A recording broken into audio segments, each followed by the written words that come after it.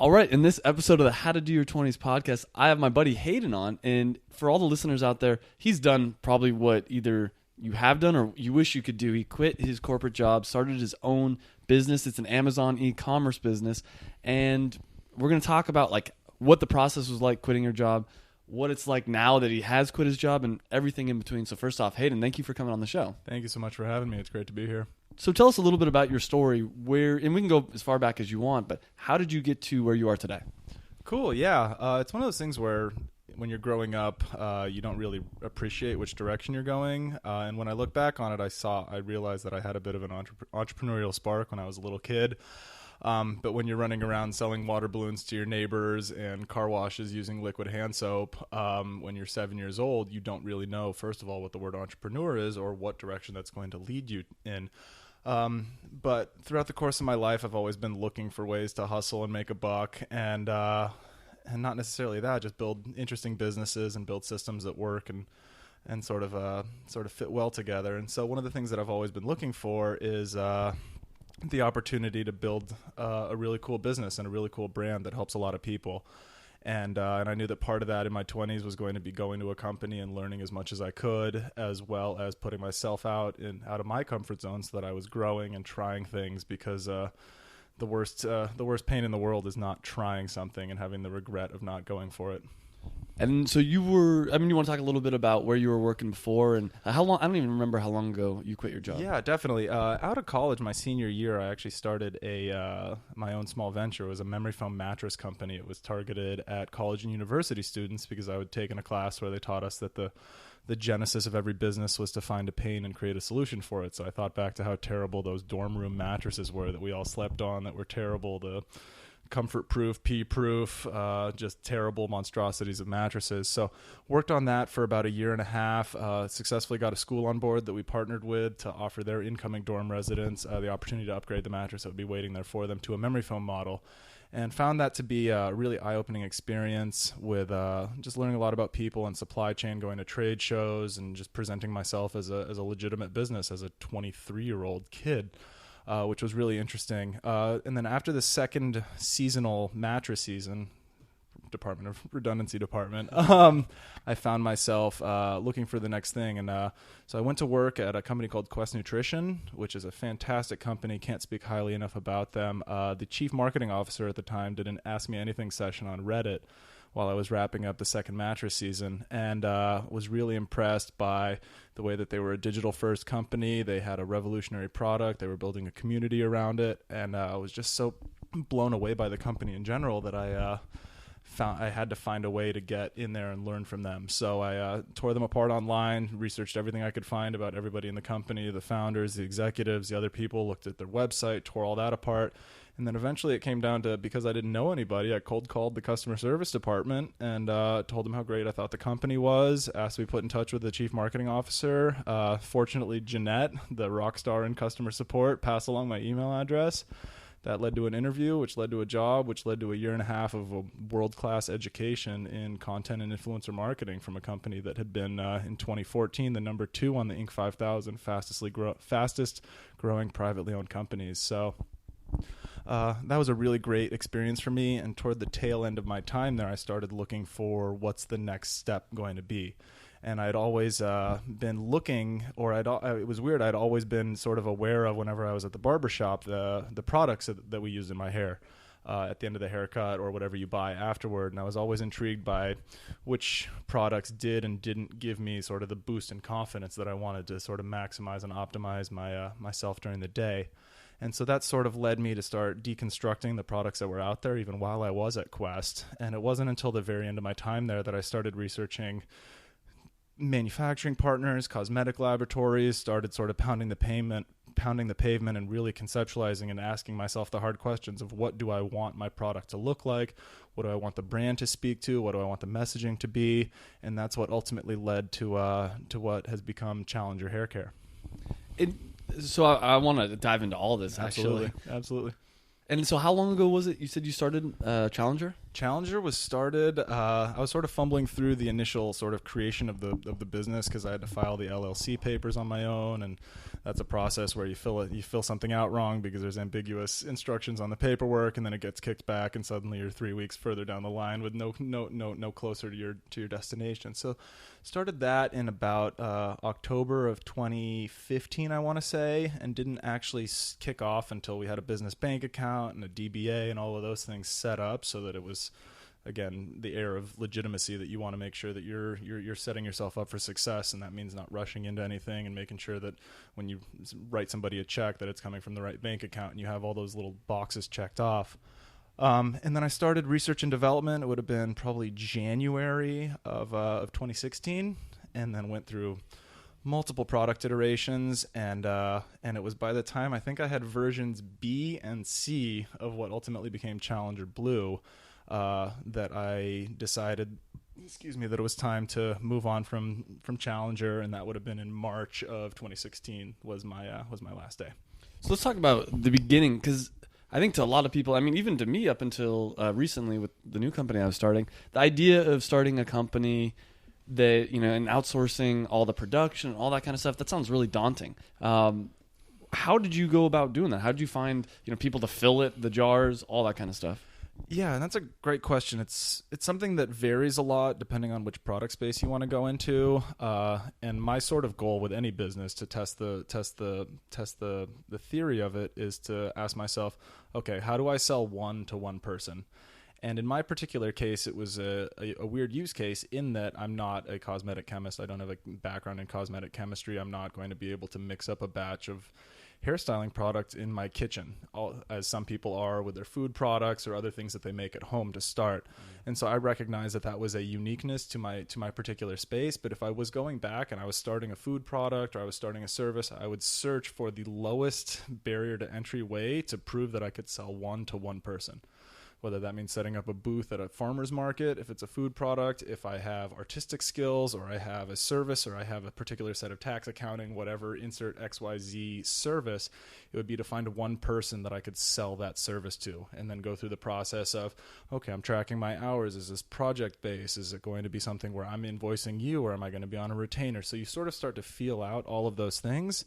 And also at the same time recognize that it's going to be a long process, and there's going to be a lot of things that you don't know along the way. And at the end of the day, it's making that, it's almost like a binary decision. Am I or am I not going to dive full force into this and bet on myself? So did you test it in any way beforehand, or you had faith that this is going to be a better product? I know it's going to work. It's one of my favorite lines that I picked up from Quest was that I had the arrogance of belief. Which to me means that that I have enough faith in myself that I'm going to deconstruct this and be thoughtful and sort of look at it from enough different ways and find enough unique sort of avenues to optimize and improve the customer experience overall that we could go about doing that. And so what that meant for me was, over the course of my life, it turns out, in going back to the house that I grew up in, I found it was funny, I found a graveyard of hair care products. That there was the really thick gel that you could spike your hair up with, and there was the gel that would turn your hair blonde if you used too much of it, because it was the lightning gel. I only used that one time. And then beyond that, there was just other products that I'd always been testing, and it wasn't until I sort of started scrolling back on my phone that I saw a whole bunch of other products that every time I went to the barbershop, I was taking pictures of what they sold. I was testing. I would look forward to it because I could test one product at the end of the haircut and then buy something else, so that would allow me 2 more touch points to see what the other brands were doing. And so what that led to was a really fine-tuned idea of exactly what I wanted. And one of the big things that I think entrepreneurs struggle with is figuring out what they want. They know what feeling they want to feel when they think about it, when they experience it, but translating that feeling into what the nuts and bolts of the actual product experience is going to be can be really difficult. And that's sort of some of the really emotionally laborious work that you have to sort of tough it out and recognize this isn't going to be easy. There's no right answer here, but I need to keep asking myself these questions so that I can deconstruct what it is and what it isn't that the product is going to be.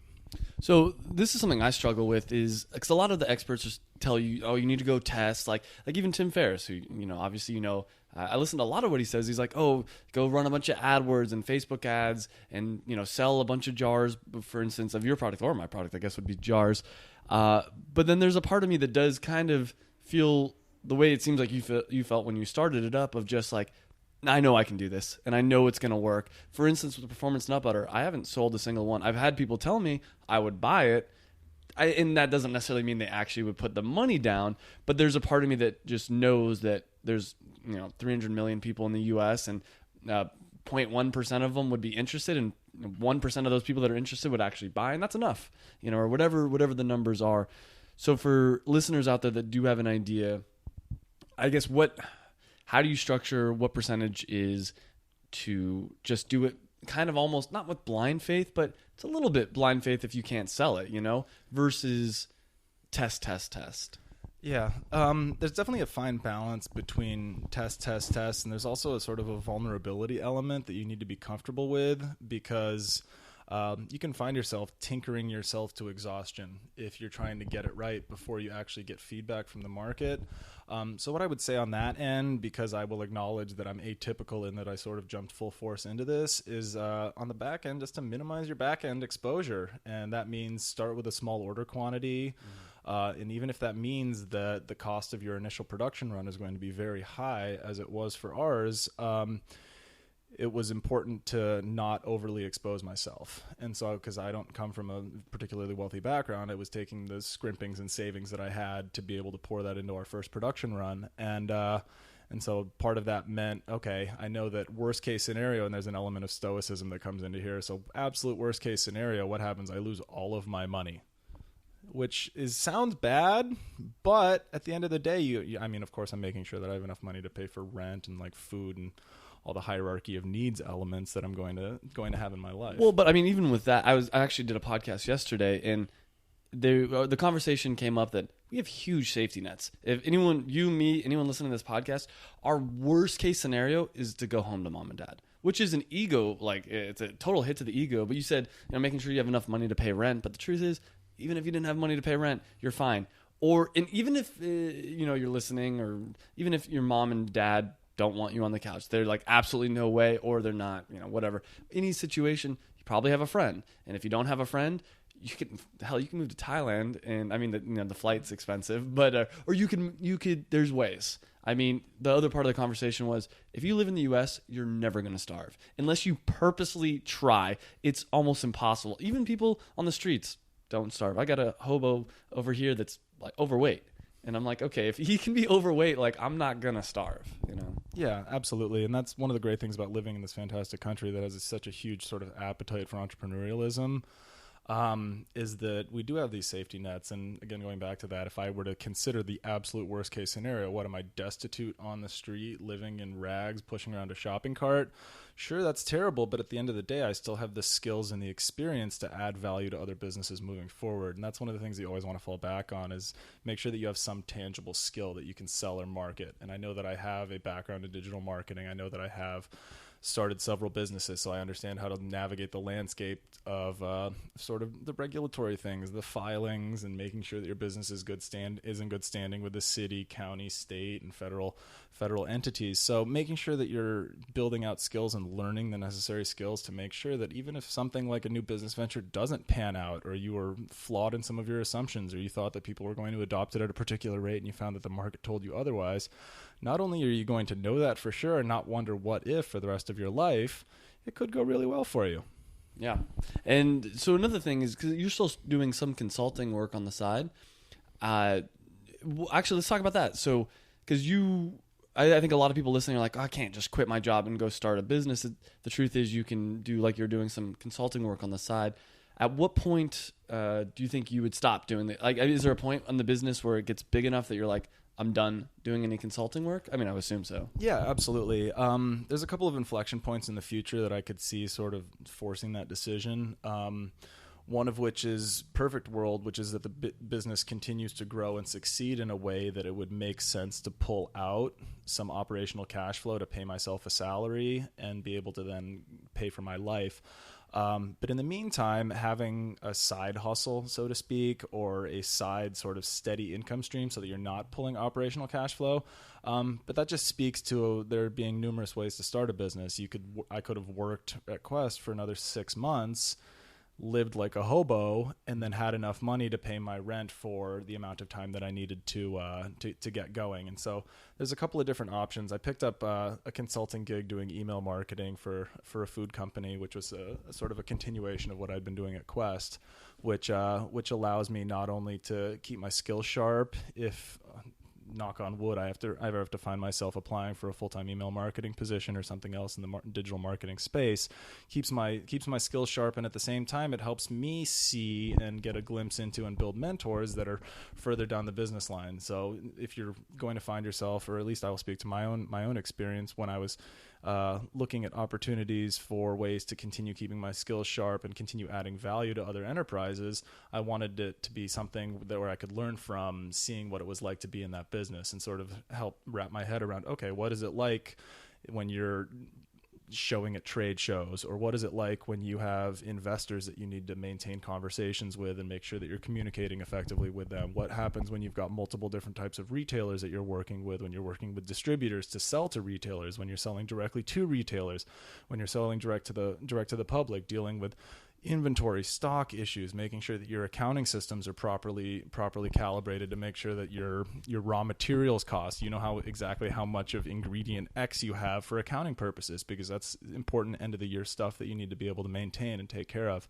So it's been really nice working with a company that's further down the path than I am at this point, because they not only am I able to help them with areas where I can add value, but I'm also able to ask questions, and I think they feel a little bit more open to sharing and sort of guiding and advising me on ways that I can help improve my business, and more importantly, just things to think of as I'm going through the process. So I guess that in turning that toward actionable items for the listeners would be seek out a mentor. And I know that's beating a dead horse at this point. Do you have a mentor then? Or, I mean, I have several mentors that I turn to for different areas of expertise, because I know some people, I like to think of myself as a jack of all trades, but I mean, jack of all trades, master of none. Mm-hmm. So it's important when that's the case to find people that are masters of those respective areas. And so if you've got somebody that happens to know a lot about small business law, or somebody that eats numbers for breakfast as an accounting assassin or something like that, you want to make sure that you're developing friendships with them.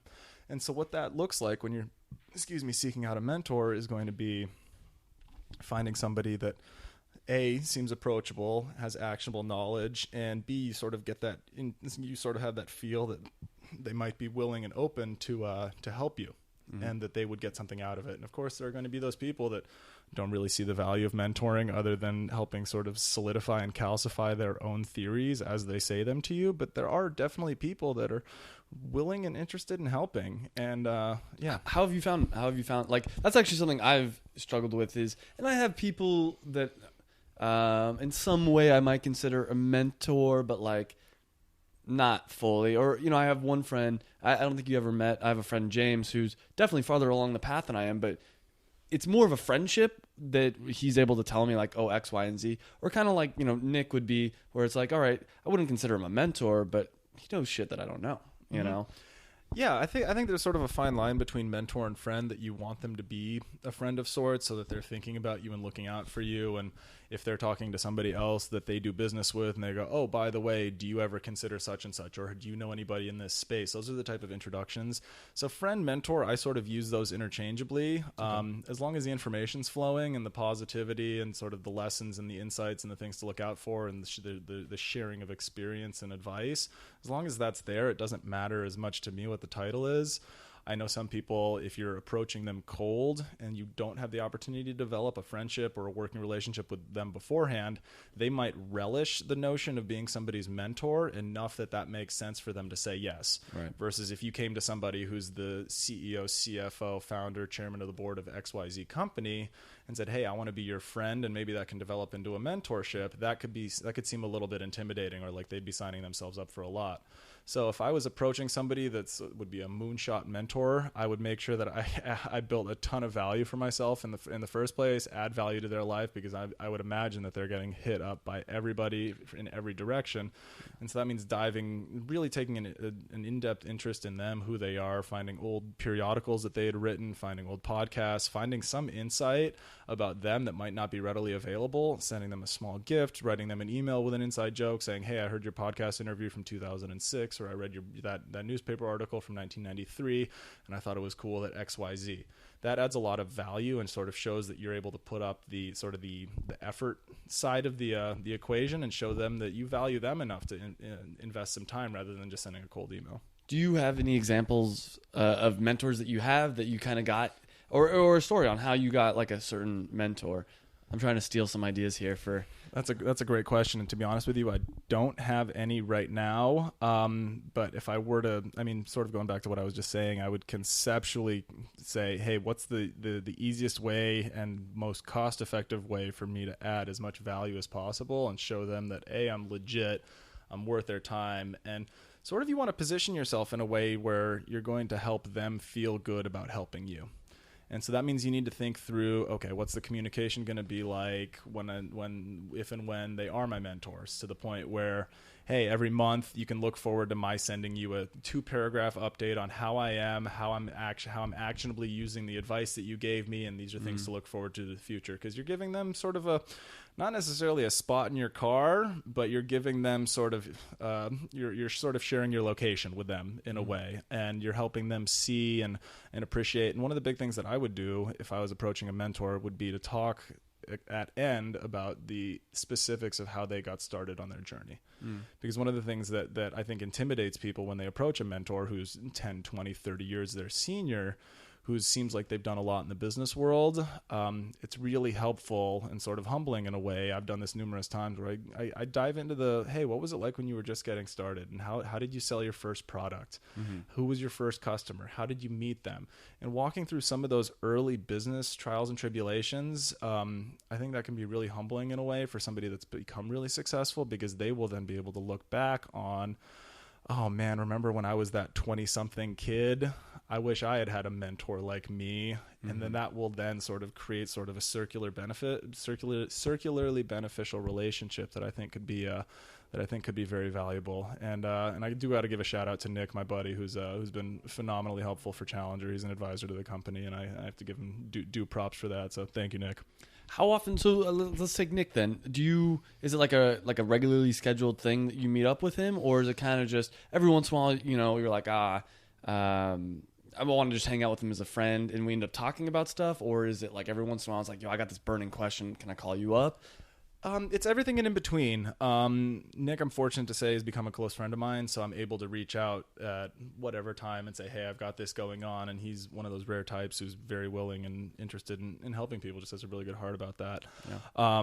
But I know that some people, it would need to be a little bit more structured, either because your relationship with them isn't quite as tight, or they've just got so much going on that they can commit to, okay, get with my assistant, and you can have a 15-minute phone call once a quarter or once a month. And if that's the case, you need to make sure you're doing the most to make use of that time, and make sure you're asking them questions that are sort of on their level. So and that then becomes part of, okay, how are they going to make maximum impact? You don't want to ask them about, well, should I put the semicolon or the colon on this packaging element? It should be, hey, if I'm considering raising money, how much of my equity stake do I want to dilute? Or what should I do to protect my interests and make sure that I don't build a board that I wind up getting voted off of? Stuff along those lines. And so it really depends on the relationship, and making sure you're honest with yourself about what's in it for the other person, what's in it for you, and what the best way to share ideas, information, and progress is. So let's go back to Amazon. So when you were first starting, or for someone that's looking to start a product, what's that like? I mean, how do you raise the rank? I mean, get a little bit into the tactics. Like, how do you sell more of them? Because that sounds like a daunting process. Yeah, definitely. I will say it's a little bit different now from when I started. We launched on Amazon on actually Prime Day of 2016. So it was July 11th, July 12th was the day that was when our product was ready, and then we send it to the warehouse, and then it takes a couple of days for it to get distributed all throughout their fulfillment centers all over the country and world. But I guess it was just country for us, because we're just in the U.S. for now. And the process that you go is you want to make sure that first of all, your listing is well optimized, so you know which keywords you're looking for. And there's different ways to research keywords. You can use a tool called Keyword Optimizer, and one of the easy low-hanging fruit ways to do it is to start typing the name of your product in the search bar and see what the autocomplete terms are. So if I was was searching men's hair I would see it would be men's hair product, or if it would be men's hair, I would see that the autocomplete words were pomade, wax, paste, styling cream, stuff along those lines. And then you can start to see, okay, maybe those are words that the algorithm and the system has recognized as high value terms. So you're going to then make sure you put that in the title of your product. You're going to put that in the bullet points. You're going to have pictures that speak to that. You're going to have as much content in the product description that meets that sort of criteria in terms that, because Amazon is auto-completing because they want the customer to have the best experience possible. So if you're giving them the terms that Amazon has already shown you people are searching for, that's going to help you get up. In addition to that, though, it can be tough. I remember for our own branded keyword, I searched Challenger Blue on the first day that we were live, and we were buried on the third or fourth page. Yeah.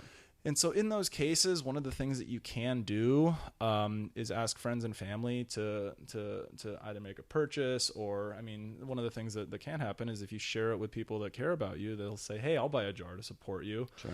And if that's the case, you can either say, hey, would you mind searching for this particular keyword, because Amazon tracks the path to sale, and that will help you then rank higher. And the other thing that you can do is Amazon is a really rich pay-per-click ad platform, which I'm sure many people are aware of.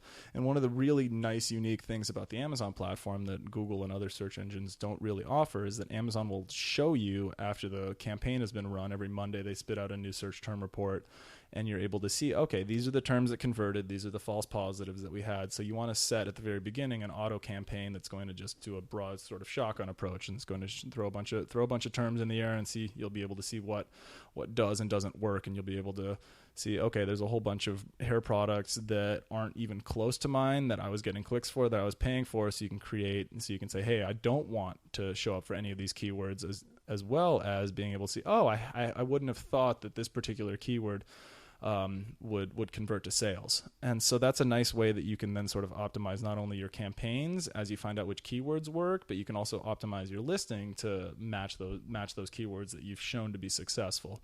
And it's one of those things where over time, if you continue to develop and deliver a high quality product, and you make sure your listing is optimized, and you make sure you're answering questions as they come in, and if you get a 1 or 2 star review, as everybody does, it becomes sort of a rite of passage that you need to get one of those reviews where they just sort of leave you a 1-star review that says not good, with no context or anything like that. And being proactive in commenting on the review and saying, I'm so sorry you had a bad experience, please send us a message and we'd be happy to get you a refund, so that if anybody is searching for the negative reviews, as people do, they're able to see, hey, something might have gone wrong, but these guys are on top of their game. They're being quick to sort of address it. And I know that if something comes up for me, I feel confidently that they would look after me.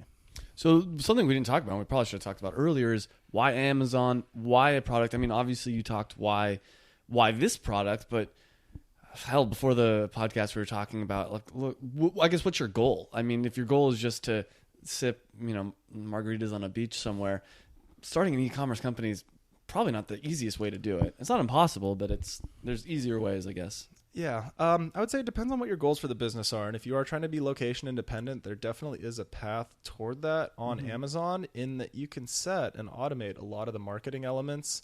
And one of the nice things about Amazon is that with the Fulfilled by Amazon, that they're handling the warehousing, the pick, the pack, the shipping, the customer service. You don't actually have to touch the product if you build it in the right way. That can be an incredibly liberating thing, that I don't have to tape boxes and walk over the post office and wait in line every day. That's a really nice thing, because that means that then you could do that from anywhere in the world. So it depends on what your goals are. And the goal for Challenger for us is to build an awesome big business that helps a lot of people. And what I like to speak to is sort of the feeling and the little confidence boost when you walk out the door in the morning and you know that your hair is on point. And it's sort of a subconscious confidence boost that you get throughout the day. And it's one of those things where when I was trying out other products, I would, even when I was at my old company, I would stand up at one point from my desk, and my nose would go through the air where my hair just was, and I would smell my hair, and I would get one of those self-conscious sort of twangs of, oh man, if I can smell this, does anybody else smell this? And of course not, because nobody else is really smelling each other's hair. And if they do, they're not going to speak to it. But in terms of optimizing and getting rid of that little what if in the back of your mind, I think there's a lot of value that can be delivered by sending somebody and creating a product that is really consistently good. It has a nice natural matte finish. It's got a medium firm hold that's going to last throughout the day. It's got a subtle scent that's gone by the time you walk out, but by the time you're done applying it, so you don't have to worry about your hair smelling like perfume. That it's water soluble and rinses out really easily. And so going back to what I was saying in terms of knowing what I wanted from the product, these were sort of the 5 elements. And the last one being that it's a travel friendly size. So I wanted the largest size jar that you could take in a carry-on bag, because it's sort of the goal is to challenge yourself to be the best version of yourself. And so then going back to what the initial goal of the business is, it's to help as many people as possible and create a product that adds a lot of value to people's lives. And because that's one of the greatest things about business, is that you can affect a positive change in the world. And unless you're born with an enormous war chest, in order to have the resources to do that, it's going to take enterprise. And that's one of the cool things about entrepreneurship, is that it allows you to have a positive impact on other people's lives, while still also creating a business that will take care of you and the other people on your team, as well as eventually make some nice things happen for your friends and family. So do you have a specific goal? Like, where do you see, I guess, I know the 5-year plan is very corporate speak, but 5 years from now, 10 years from, like, what is the long-term goal from you? And obviously you want to help a lot of people, but from a more selfish perspective, like within Challenger, like, what do you want to see to help a lot of people? It's, it's going to also be helping yourself and kind of that whole thing. Yeah, absolutely. There's definitely a path to sort of self-actualization here that I'm proud to be walking on. And I think my goal for 5 years would be to be pretty well established in brick and mortar. We have a couple of barbershops. We have one main barbershop that we work with right now, and that then creates a whole nother set of challenges in terms of, okay, well, how am I going to service these retail accounts? How am I going to make sure that they're stocked properly? And that then leads to another huge set of hurdles, which is making sure that the people that have your product know how to effectively communicate to their customers what the benefits are, why they should buy it, stuff along those lines. So that then creates a whole new set of challenges, to use a punny word. But in terms of the goal, it would be to have a larger team and be servicing brick and mortar retail, as well as continuing to invest in our growing e-commerce on our website, as well as Amazon, and in the future additional platforms like Walmart. eBay is now trying to become sort of a player in that game, but I'm not sure if they're too late to the party. It will be interesting to see. But testing all of those platforms out and continuing to grow that, I see a general trend away from brick and mortar retail. I see certain industries that are sort of better equipped to weather that. Barbershops being one of them, because you can't really outsource a haircut to somebody on the internet.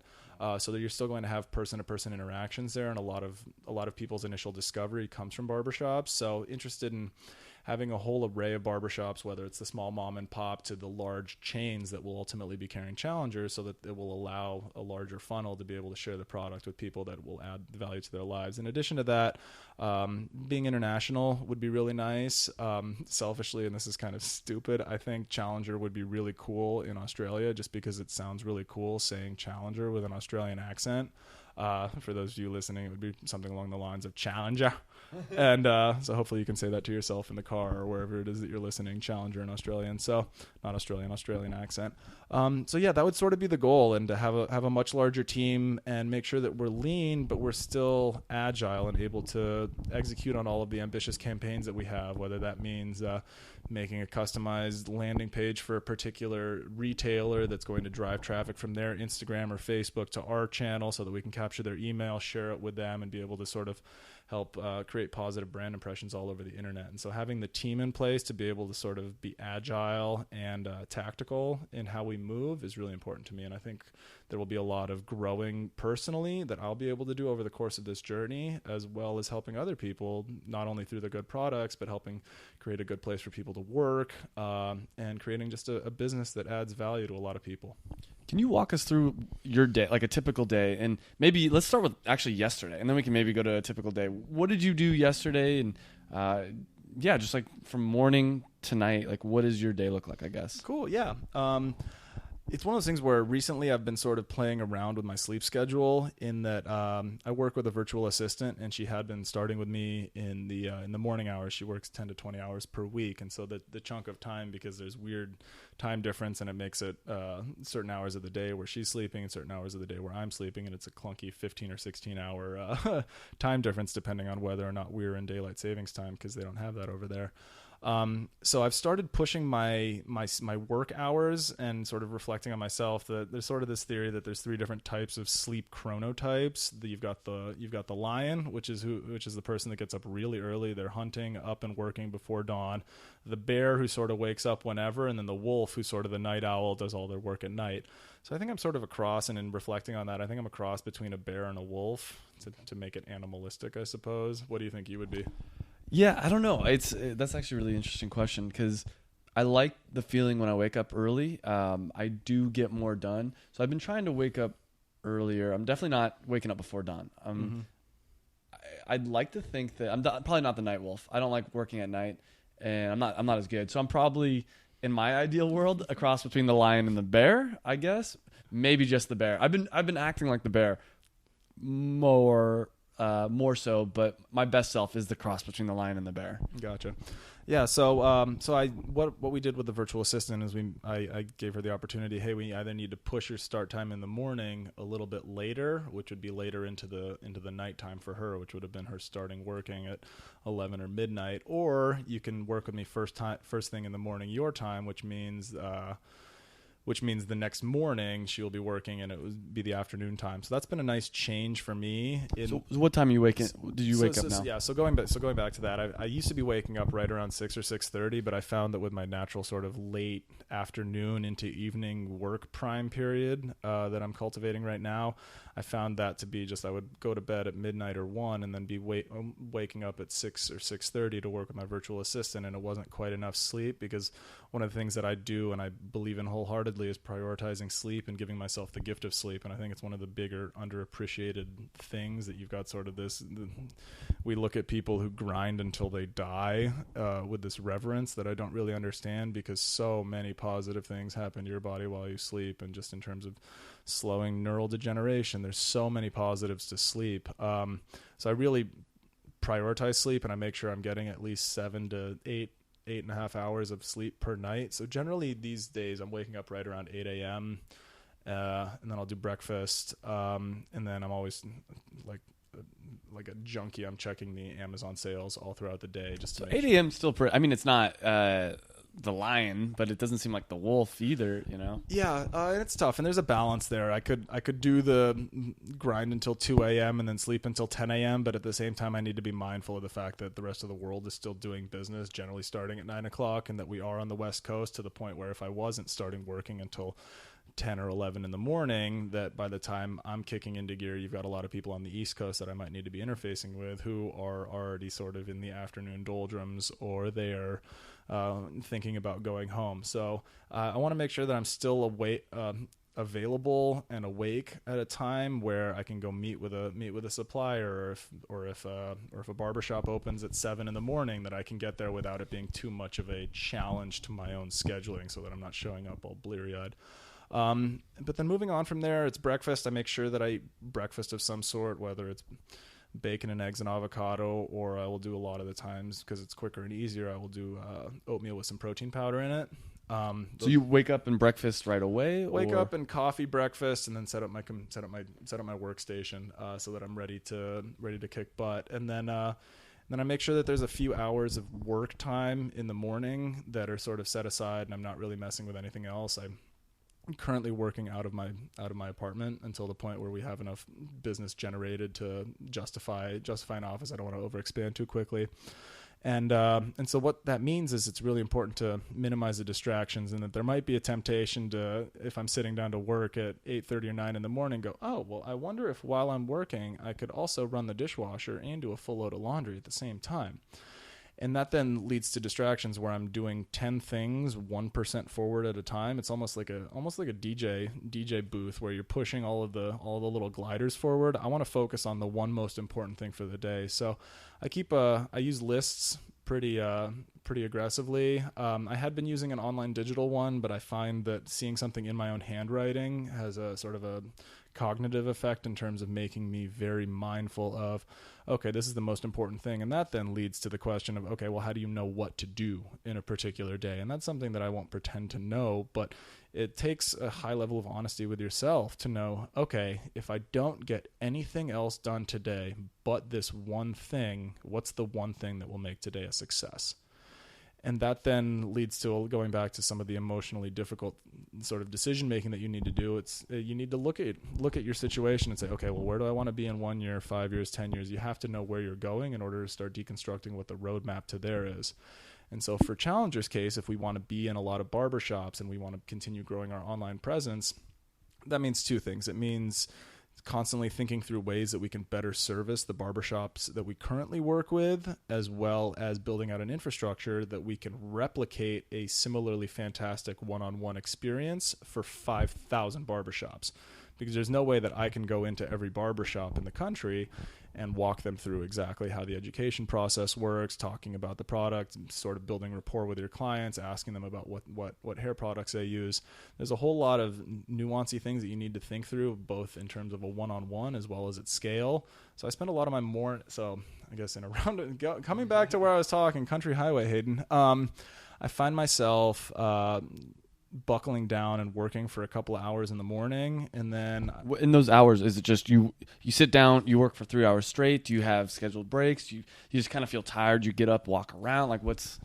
Good question. It is a little bit freeform in that if I'm working and I suddenly go, oh shoot, I'm thirsty, or I want a cup of coffee, or I want to walk around the block once, I allow myself to do that, because it's part of listening to yourself and knowing what am I doing to set myself up for success as best I can.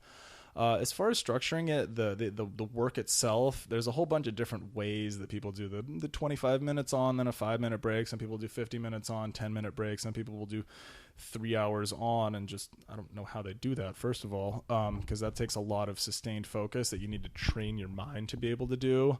I sort of liken it to, there's usually 20 or 30 minutes of peak focus productivity you can get out of yourself, and that's what you want to be applying to the most important work you could possibly do in any day. And I liken that to, let's say you have a paper due in school in 4 hours or in 1 hour, and you're at 6 pages and you need to get to 8 pages, and you enter that mode of, okay, now it's time to put up or shut up. I'm going to dial in and just bang this work out. You want to make sure that you're setting yourself up to be able to apply that peak productivity and focus to whatever the most important goal for the day is, whether that's, I don't know, whether that's completely overhauling your Amazon listing, or it's writing an educational script for a potential video that you're going to shoot to teach barbers how that works, or if it's going to be writing an email to a mentor, or it's going to be talking with a manufacturer or a supplier on the phone, or whatever the most important thing is for the day, making sure that you're dedicating that time to it. And then in the afternoon, I will generally do lunch anywhere between 12 and 2. One of the nice things, again, about working out of my place is that it allows me the flexibility and the cost savings of not having to worry about or think about what food I'm going to eat beforehand, because I have the food ready and available. I like to meal prep on the weekend, so I can just throw something in the microwave, and 90 seconds later, I've got lunch right there, and it costs me $2.50 or $4, whatever it is. Because one of the things that I find with people that work in traditional corporate jobs is, let's say lunch is at noon, you're starting thinking about what you're going to have for lunch at like 10:45. Yeah. And then come 11:15, you're walking around the office saying, hey, you want to go to Chipotle? You want to go to this restaurant? You want to go to that restaurant? And suddenly I find myself, we leave at 11:45 for a 12 o'clock lunch, don't get back until 1 or 1:15. That's been a huge interruption to the productivity for the day, the flow for the day. I'm suddenly finding myself having just eaten an enormous meal that makes me lethargic after the fact, because a lot of the meals that you're getting at an insert whatever large food company or whatever large restaurant, it's going to be generally a heavy meal with a lot of carbs, and it's going to sap your energy, because rather than being able to allocate energy to focus productivity in the afternoon, a lot of your body's energy is going to go to metabolizing and digesting this food, which can be really, really challenging. So I guess that speaks to the importance of the fuel that you put in your body. So I like to make sure that I'm eating quality foods every day. And when it comes to the lunch, it's really important to set myself up for success in the afternoon. So generally we'll do lunch between 12 and 2, and then have another coffee in the afternoon. I'm pretty bad about coffee/caffeine, but I do enjoy it. And where do you eat lunch? Do you eat lunch at the same table you're working at, or? That's a good question. I mix it up. It depends on what I'm doing. I'm a big fan of podcasts. So every Monday I will listen to the newest episode of How I Built This, which is a great NPR podcast, and I can sort of listen to the stories of other entrepreneurs. So I will sit on the opposite side of the table from my workstation and just listen to that on my phone. I also have a balcony at our place, and that allows me to sort of get outside a little bit. And so sort of those are the two options. And if I do want to watch a tutorial on YouTube, or I want to be poking around or messing around on the internet a little bit and give myself a break from productivity while I'm eating, I allow myself to do that as well. But one of the things that I'd highly recommend for people that are trying to build a live workspace is use a technology solution to limit your access to distractions. And so the one that I use that I'm a huge fan of is Self-Control. I know there's another one called, I think it's called Freedom. And those allow you to set a list of websites that you want to block. And so on mine, I'm a huge Redditor. So that's the very first website. I would find myself, even if I was working, I would, in a matter of less than 2 seconds, I would Command T to open a new tab, hit the letter R, it would autofill the rest of the URL, and I would hit enter. And before I knew it, I was on Reddit. And that was a huge problem in terms of sapping my productivity, because that's just like there's an endless stream of amazing, fun content to look at. And so what I'll do every single morning is when I get on my computer, I'll check Reddit for maybe 5 minutes to see if there's any new drama going on or anything I should know about in the world.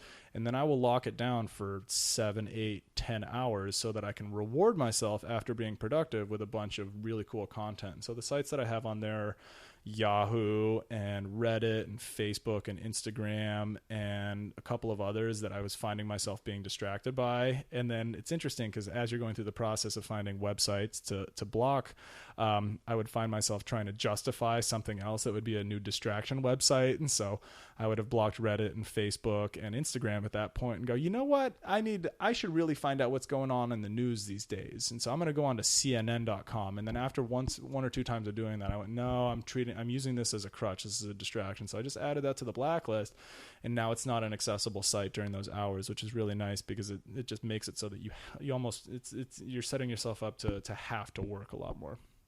And okay, so you go to lunch, you come back from lunch. How long are you working for? Does the work look the same? Do you do different work after lunch, or is it the same work?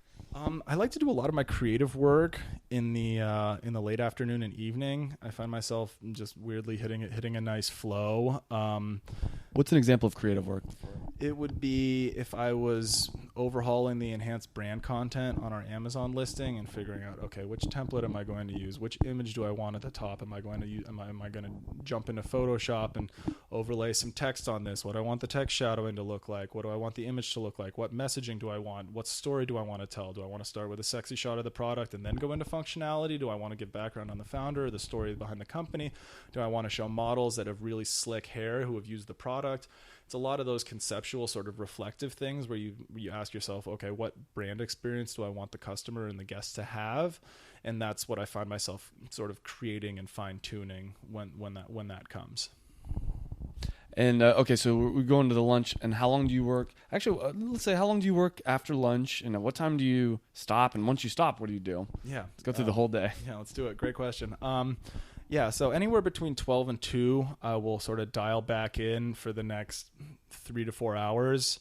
I'm fortunate that, we do live in Los Angeles, Santa Monica, so there's very expensive rents here. I have 2 great roommates who work full time, so they'll generally come back from work around between 5 and 7. And so I like to be able to spend a little bit of time with them and catch up on what they have going on. And it's also nice to have human interaction, because one of the challenges that I ran into leaving a great, awesome company like Quest with so many people that I'm still friends with to this day, that was really challenging for me, because I'll never forget it. My last day was on a Friday, and then the following Monday when I started work and I made the commute from my bedroom to our dining room table, it was one of those where I sat down and went, wow, I'm going to be spending a lot of time with myself for the next little while. And so it's nice having roommates who are able to afford you some human interaction time, and you can sort of start talking through things that are going on in the business and asking them about how their day is going, because I find myself to be I'm introverted sometimes, but I'm pretty naturally an extrovert, and I like interacting with other people. And so I find myself needing to structure more person-to-person time outside of work hours to sort of keep myself sane.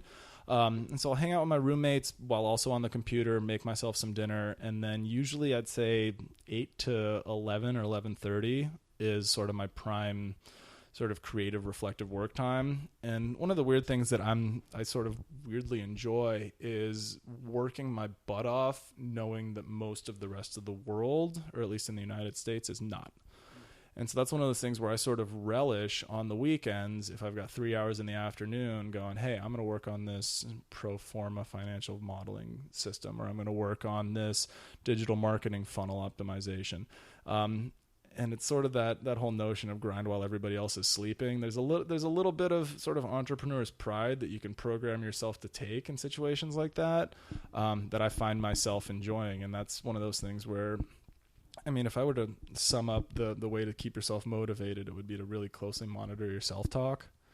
And one of the big elements there is just making sure, I mean, because your thoughts become your words, and your words become your actions, and your actions become your habits, and your habits become your destiny. And so it really starts with the sort of the narrative that you tell yourself. And if I was telling myself a narrative that, oh, Hayden, this is never going to work, you're an idiot, this is a bad idea, you're wasting your time, that would lead to my shying away from the opportunity to build the business. But if my internal narrative is, hey, this is an awesome thing that every time you use your product, and I use it every single day, I get a nice little boost. And that 1 minute that I spend dressing up my hair every morning is going to be a really positive thing that's going to have positive ripple effects throughout the rest of the day. It's making sure that I'm really positively talking to myself, if that makes sense. Yeah. So let's take yesterday as an example. So around, let's say 5, 6, 7, your roommates come home, so you hang out with them for, what do you guys do? Like watch TV? I mean, it depends on what's happening. I'm a big fan of Better Call Saul, and the season premiere for season 3 was yesterday. So watched that at 7:00 on the East Coast feed, which was nice. But it changes, and it depends on their schedules too. If they're around, sometimes I'll go to the gym at that time and get some person-to-person interaction there. But there's nothing structured. It's not, hey, from 6 to 6:35 we sit down and talk about our days and our feelings. It's hey, if they're around, I can ask them what's going on with them, how stuff is. I can tell them about, oh, hey, we just got this new, I don't know, merchandising display for barbershop, stuff along those lines.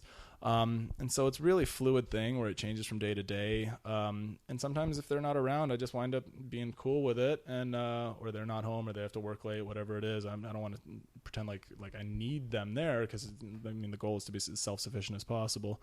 But yeah, then after that, sort of flipping the switch and going, okay, whether it's putting headphones in and just dialing back into work, but I find myself making a lot of sort of the 8 p.m. till 11:30 or midnight time. So you work a lot from 8 p.m. till 11. And what kind of work? You said like more creative work during that time? More creative work.